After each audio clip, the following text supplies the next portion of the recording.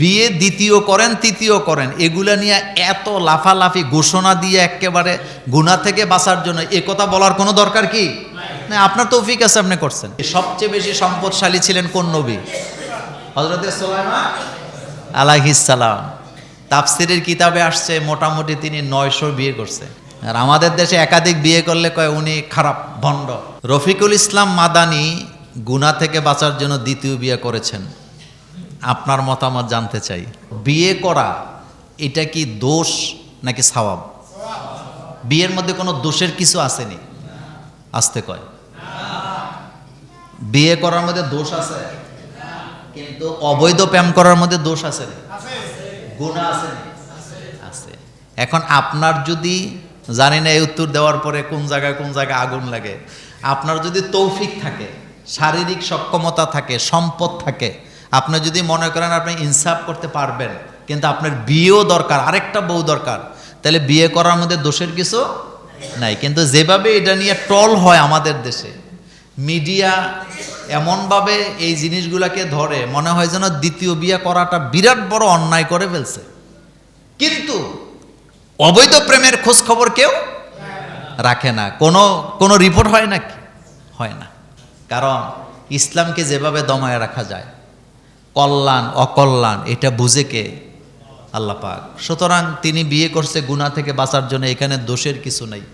Positive negative, কেউ বলতেছেন যে ওর বাচ্চা হইতেছে, বউয়ের এই অবস্থায় কেন বিয়ে করছে? তো বেটা এটার জবাবে দিছে যে আমি 1 বছর আগের থেকে বউ খুঁজতেছিলাম, কিন্তু কুফু মিলাইতে পারি নাই, এখন কুফু মিলছে, করবোটা কি? কাকতালীয়ভাবে 2টা মিলছে। সে আবার বলছেও যে আমি তো সারা রাত, আমার আগে যেই প্রথম স্ত্রী তার সাথে আমি হাসপাতালে সারা রাত ছিলাম, 1 মিনিট ঘুমাই নেই। সে চেষ্টা করছে তার জায়গা থেকে।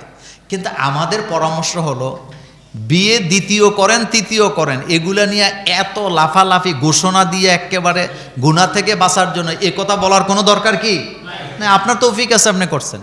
আরব দেশের লোকেরা 10টা বিয়ে করে একের পর এক, যেটা তালাক দেয় মরে গেলে, কিন্তু একসাথে কয়টা?